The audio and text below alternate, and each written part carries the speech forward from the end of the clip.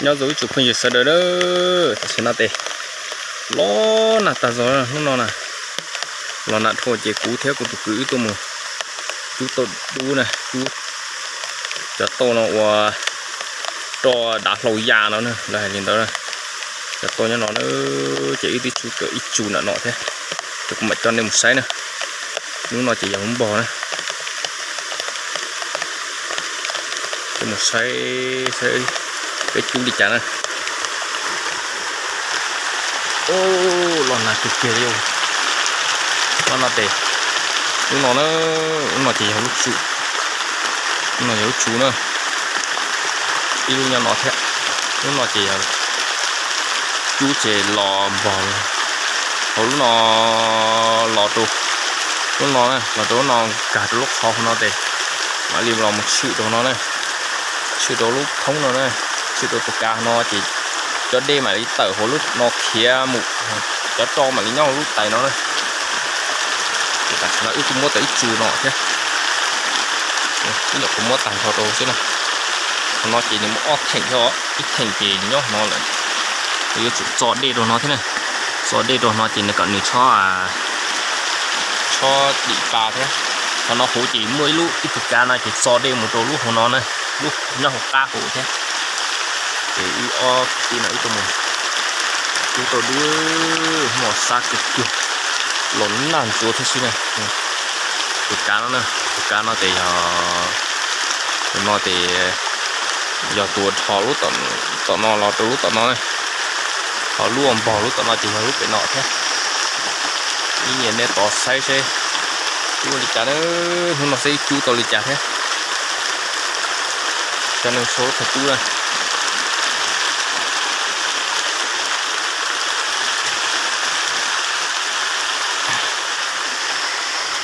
nó nữa thật chú chỉ dùng nó thôi cái mua tọt đá giỏi thì làm mất thật thay đó chú này chú chỉ dùng nó nước chỉ lên vào đây vừa tới lọt cực kia theo nó nào ha ta lấy áo tuột chỗ nó phát triển nó này nó lòi mềm nó mình mềm sao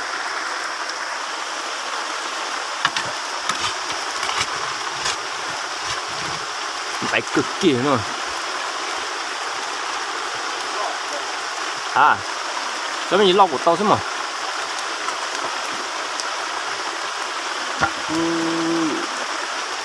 cái chỉ vô rồi lại sát tới cũng rồi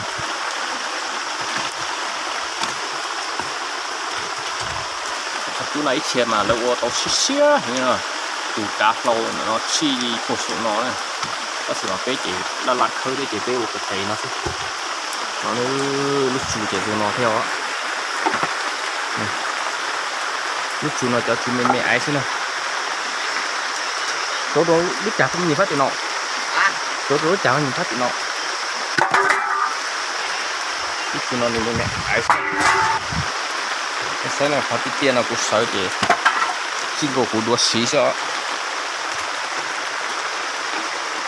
lúc nào chỉ nên chỉ tôi chỉ chơi chứ nên chỉ tôi cột xa sánh cho nên cột sánh chứ nè chú ít chú li nó thì nên tôi cho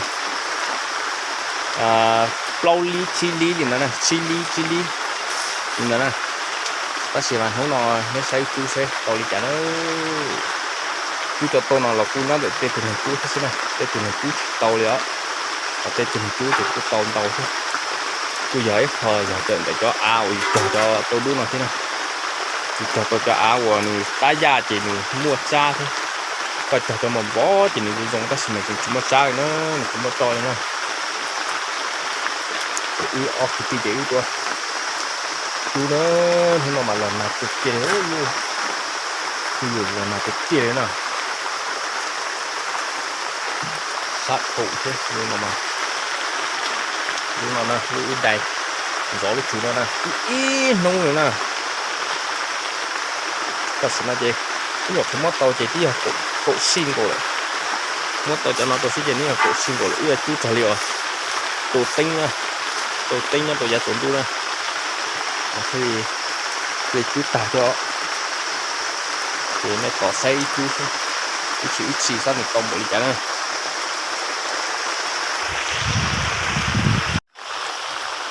ăn đó thì nó chế ưa pha o tết thế rồi cũng không có nữa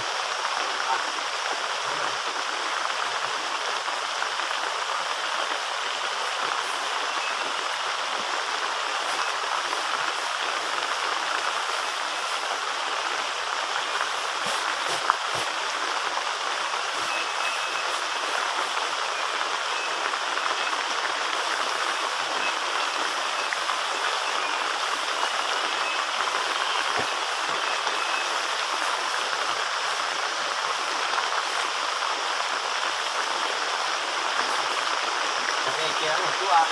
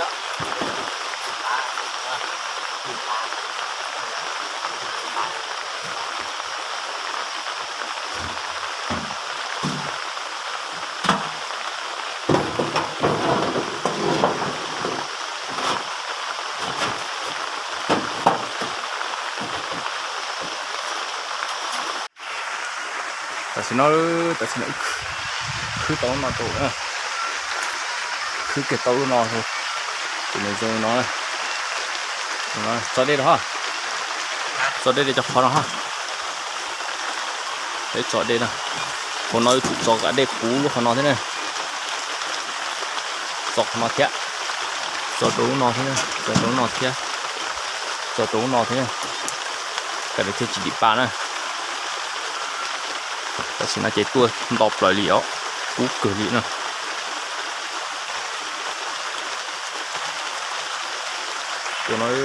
tôi là chỉ mà đi tôi nó thử nó tổ chức cá nó đây là nó hú này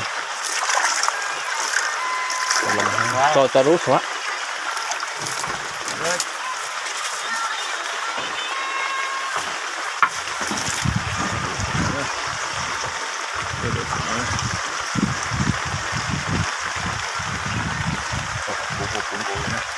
to cho nó chỉ mà gì tàu cá nó hú này chú cho tàu nó mà cho nó mà chú tàu tụi đây lo lên nó mà thế chú tàu á tụi đây mày mà tàu nó đây mày chỉ được cú hay này cú hay chỉ muốn nói già tôi nữa nó phê lỏng này thì nó cú nè chúng nó nữa phê lỏng chỉ tụi đây lo lên nó này đây lo gì rồi chứ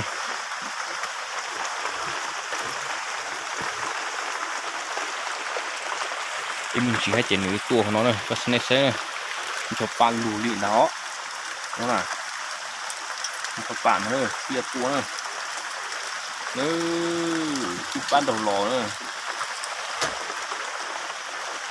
lò nặng thụ chứ cái đâu sai này thì bắt đầu lò nữa cũng muốn nó thấy chứ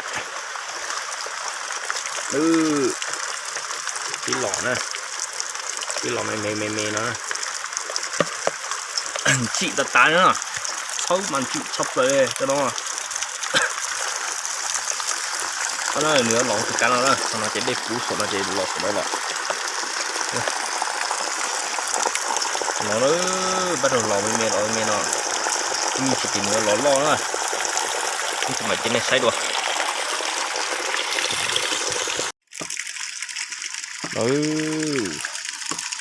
tươi nông rồi nông để nó là chỉ to tới phải chế nè chưa còn đủ thế chứ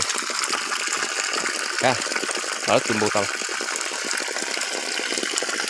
còn nó nói đây nó thế đây lọ kia nó chỉ cá nó mình một hồ đây thôi tao lúc cho nó thì cho to thì nó thế mà tao hồ tay tao hồ của tao thì cũng mới tao hồ mới còn ôi giời thế nào này mới cho tao cho cháu nó này tao ha rồi có chỗ lấy mà cũng mình lọt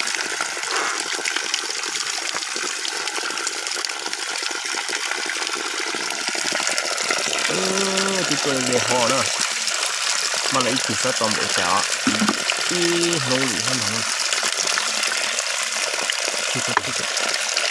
cái này cái kia lọt đa lị nó to là lọt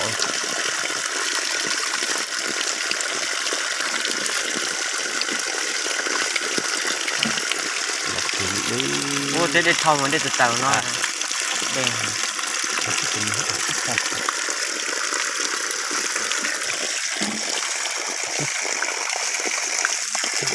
ô chỉ biết thôi được luôn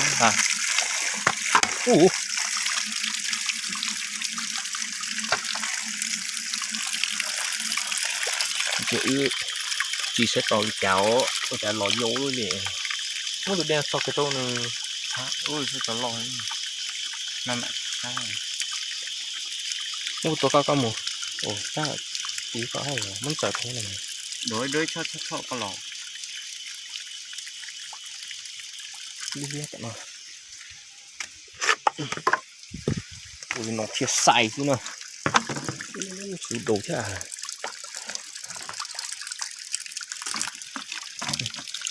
mẹ có chú đỗ nhị thôn đá lỗ anh để thôn đá để nói chuyện họ lo cái gì nó thiệt sai này thì sẽ để nó chứ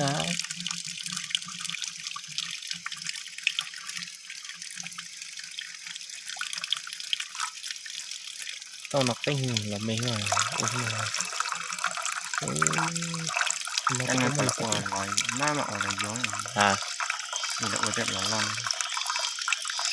sáng tay phú cái gì phú ấy nhỉ như phú có hay rồi em bỏ cái nó thay cái kia nó chỉ cho đi diệt tàu hồ này cho tròn tá số chị cho mặt lợn cho cán tao lọt cái phú bèo thế mà cái hóa cái hóa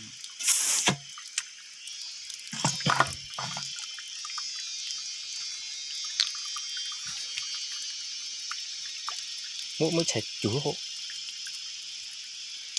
mua còn để ra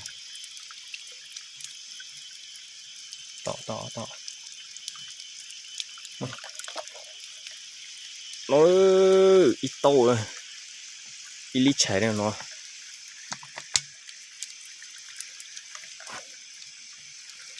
cơ chọn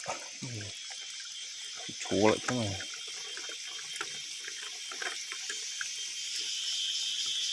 da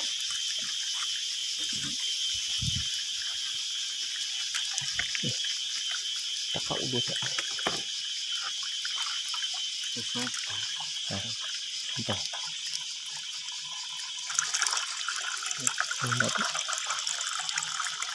nó thì lọt xoáy bỏ phần tới gì đánh thổ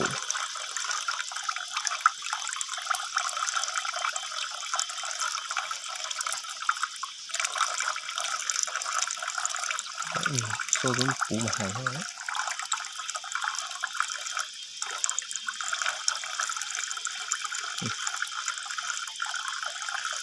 Ôi trời. À.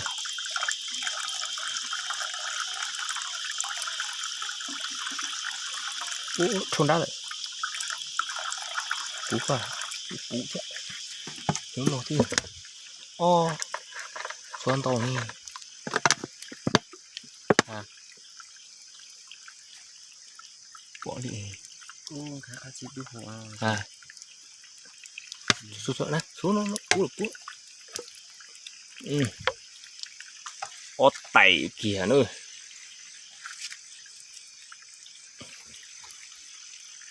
Ý hố này nhá các bạn.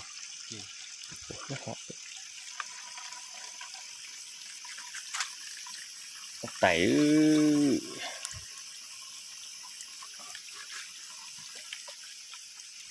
đặt thô nó xuống nữa.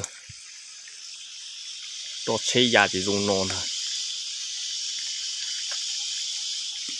Nhưng mà chỉ là ít lít bệ. Đó oli gì nữa nè. Oli gì. Nó sẽ tồi trả theo.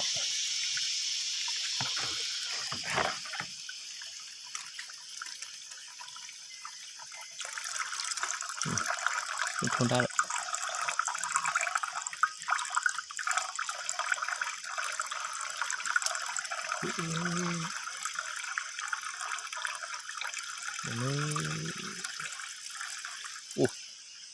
Lo không kìa. Cho tí polo. Tả ra.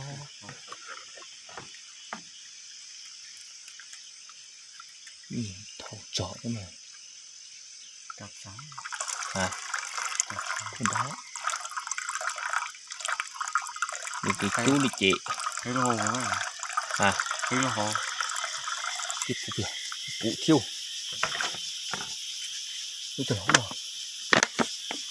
Chỉ thiệt. Nhưng mà chỉ để sự na sự cho nó tụi Cái nhà công ấy giỏi. À. Tiệt tả xuống đấy. Lúc có thể chọn đáp. Lộ.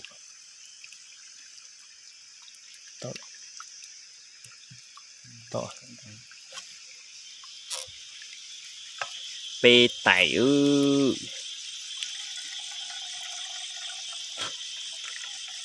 Mà tôi sợ sẽ tổ chức lia.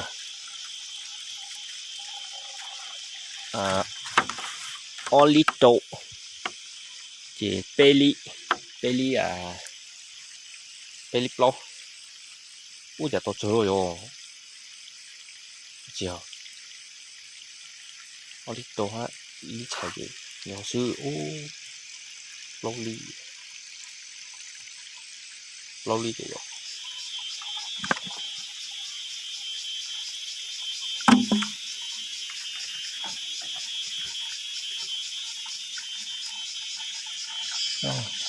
Nó cho xuống.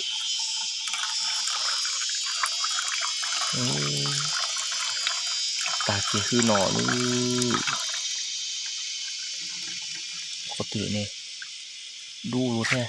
Bộ nha.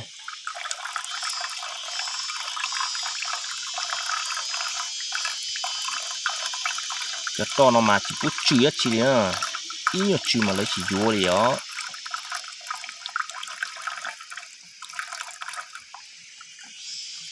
Tiết tạ. Trời ơi. Tiết chó đẹp. Nhưng thôi thì ta nó mà chạy kéo qua sao. Tiết tạ này sẽ cho buồn là gì cho đê đâu. Cho đê tụ hủ tụa nữa. Có cái cá nào là thì to là chủ tạc. Cái cá nó. Thì tiết cho là chơi mới. Đi thế là. Cái thỏ lỏng này.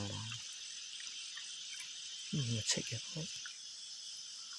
Thò tao vào, thò tao vào, như chụp là thò tao vào. Cho hết gì vậy? Bây giờ. Phá rồi. Tú kìa về. To. Chỉ to. Chỉ trốn gì hết. Cái chân.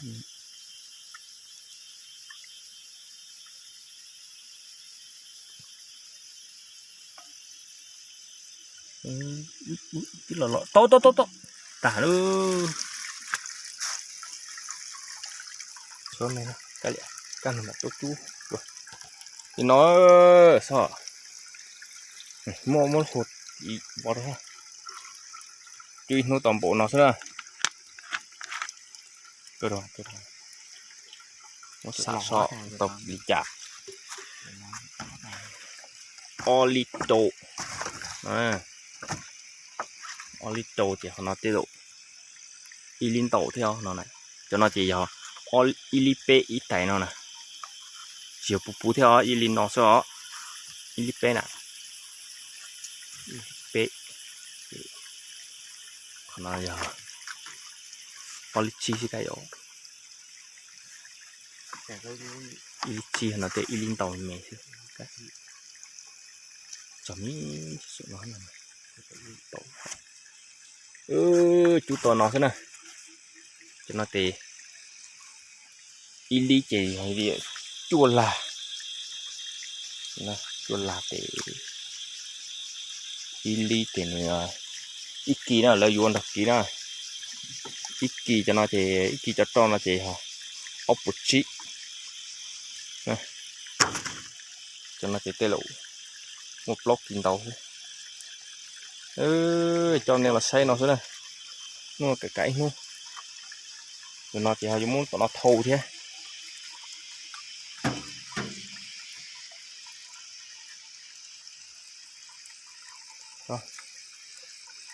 rồi mua được không nó đợi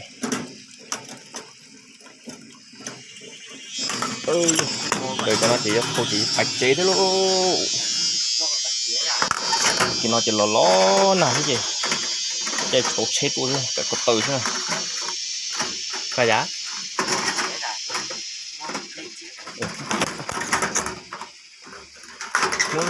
muốn chọn đá tôi muốn tụi nó mua một chỉ muốn nó khé rồi ok sẽ theo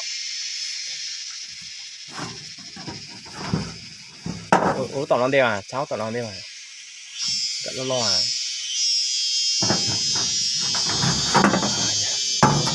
tôi bỏ tiền lại coi cú cứ cho bạn lù xô cú tập tải thôi áo xò thế người gạt tay nào rồi thế mà cái gì à lúc cầm nọ nó chứ có số không cái cái kia béo you fish này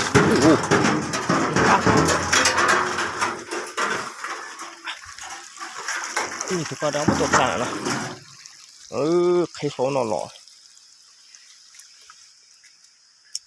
đừng nói là ít chú lại mất tụi đây chú là gì rồi lì thế chị một to nó thì một chú cả chị đấy phải chị sắp lỡ rồi cho nó ui học về nhá cái gì cũng chỉ tôi yêu phải chế can đủ tôi chú cho phải nói can chú cho phải nói cho mà đi tôi thầu á cái là cái nữa cả gì rồi dừng gì đây cái nó khác nữa dạ có một gì đi thế này gì cả chuột cho nên là xay nó chứ mà cho nên xay đùa rồi to lên nó thế này cái chị dùng mù nó rất cái nó dễ bột bị trúng lòng chế nè cho nên là xay nó can thủ chế tôi cắt tôi chu cho nó thế là thì chỉ to cho cắt sang cả củ nó thôi nhiều li học can nó trong cả củ thế này can thủ chế chu cho nó thế cho nó chỉ mới chủ theo này sẽ chờ nó suy ta thì mới chủ thế này cái chủ bột tả thế này rồi nó tới lúc chủ mình mẹ ái thế gì vậy nó sẽ cho sợ được say nó sẽ mà xin chỉ đuổi này chụp không chưa